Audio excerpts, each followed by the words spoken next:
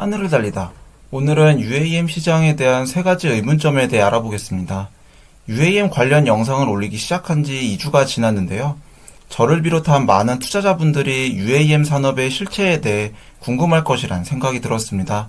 그래서 오늘 이 시간에는 UAM 산업에 대해 많은 사람들이 갖고 있는 3가지 의문점에 대해 알아보는 시간을 가져보고자 합니다.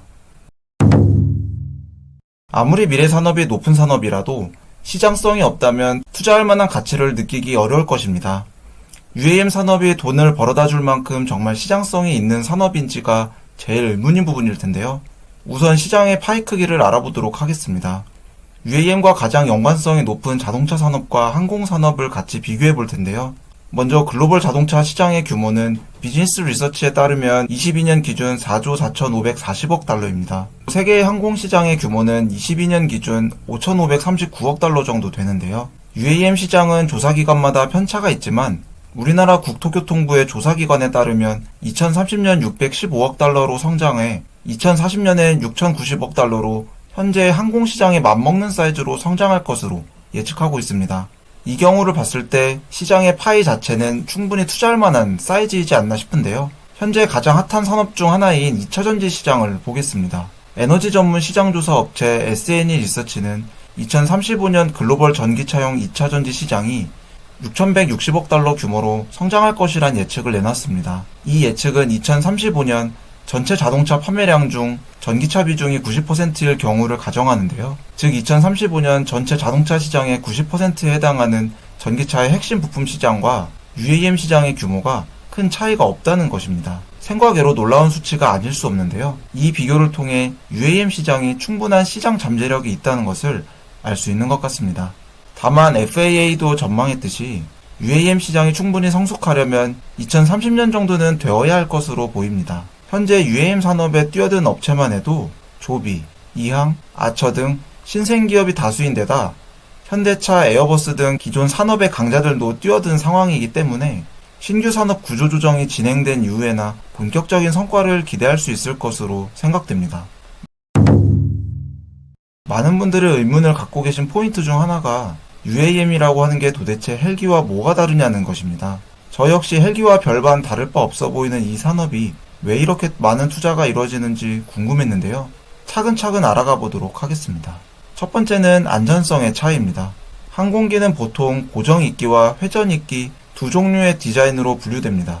이 중 헬기는 회전이끼로서 기어박스라 불리는 장치가 회전 날개를 기계적으로 제어하여 조종하는 항공기인데요. 문제는 이 기어박스가 고장나 버리면 치명적인 사고로 이어진다는 점입니다. 얼마 전 이란 대통령 헬기 사고와 같이 헬기 추락 사고는 대부분 사망까지 이어질 수 있는 치명적인 결과를 가져옵니다. 이에 반해 UAM의 경우 기체 여러 곳에 전기 추진 장치를 분산 장착하도록 설계되었습니다. 조비 에이비에이션의 S4 기체를 예로 들면 6개의 프로펠러와 전기 모터가 장착되어 있는데 각각 파트별로 동력이 분산되어 운행이 가능하기 때문에 만약 이 중 한 개라도 이상이 생기면 나머지 파트가 동력을 제공하여 문제없이 착륙이 가능합니다. 또한 기체가 자체적으로 문제를 감지해 자동으로 비상 안전 착륙을 할 수 있는 시스템도 갖춰져 치명적인 사고를 예방할 수 있도록 합니다. 헬기의 불안정한 기계적인 특징과는 다른 차이를 보여준다고 할 수 있겠는데요. 이 부분은 좀 더 뒤에서 자세히 다뤄보도록 하겠습니다. 두 번째는 효율성입니다. 헬기는 항공유를 사용하는 내연기관 기체입니다. 국내에서 각종 소방 헬기로 많이 사용하는 KA32 모델의 경우 운행 1시간에 704리터의 항공유를 소모하는데요. 이를 현재 항공유 시세로 따져보면 무려 시간당 60만원을 연료비로 소모하고 있는 셈입니다. 이에 비해 UAM은 전기 배터리를 활용하기 때문에 굉장히 효율성이 높은데요. 한국항공운항학회지에 게재된 UAM 운용 효율성에 관한 연구 논문에 따르면 하루 30km를 24회씩 1년간 운행한다고 가정했을 때 조비의 S4 기체 기준으로 최대 74만 불의 연료비가 발생하며 이는 헬기에 비해 약 4배가량 저렴한 비용이라고 합니다. 또한 도심 한복판에 버티포트를 설치하고 운행하는 데 있어 소음 문제가 중요한데 운행 소음면에 있어서도 현저한 차이가 나는 것을 알 수 있습니다. 항공기는 특히 야간 운행도 가능하기 때문에 이 소음 문제가 해결되지 못하면 주민 민원 등으로 허가 자체가 어려운 부분입니다. 150dB에 이르는 헬기와 달리 UAM은 65dB로 도서관에 나오는 소음 수준에 불과한 것으로 알려져 있는데요. 이 밖에도 현재는 조종사 1명이 탑승하도록 설계되지만 향후 자율주행 항공기로의 개발이 진행되어 무인항공 산업으로 발전 가능한 점이 헬기와 다른 UAM만의 차별점으로 볼 수 있을 것 같습니다. 통계상 항공기는 자동차에 비해 굉장히 안전한 모빌리티입니다. 보통 100만 비행 시간당 한 건으로 인구 10만 명당 400건 가까이 발생하는 자동차 사고에 비해 정말 낮은 확률임을 알 수 있습니다. 그럼에도 불구하고 우리는 단 한 번의 항공사고가 초래할 수 있는 엄청난 결과 때문에 UAM이 안전한 모빌리티인지 매우 의심할 수밖에 없습니다.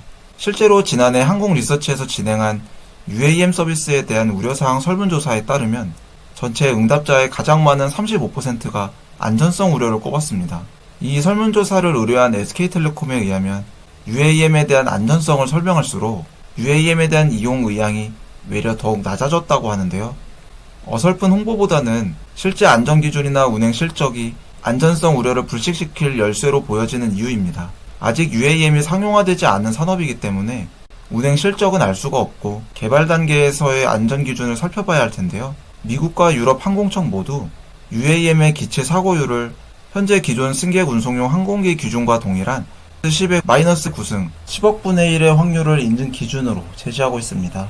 이 안전기준은 심각한 기체 결함 발생에 대한 가정이기 때문에 앞서 말씀드린 것과 같이 비상착륙 시스템과 같은 소프트웨어적인 안전성이 확보된다면 기존 항공기보다 더 안전한 모빌리티가 될 수 있지 않을까 생각이 드는데요. 중요한 사실은 아직 대다수의 이베이톨 기체는 현재 파일럿 단계의 시제품으로 양산에 들어간 제품이 아니라는 점입니다. 실제 FAA 인증 5단계 취득 과정과 양산 후 서비스되는 기체의 누적된 비행 실적이 이러한 우려를 불식시킬 수 있을 것으로 생각되는 이유입니다.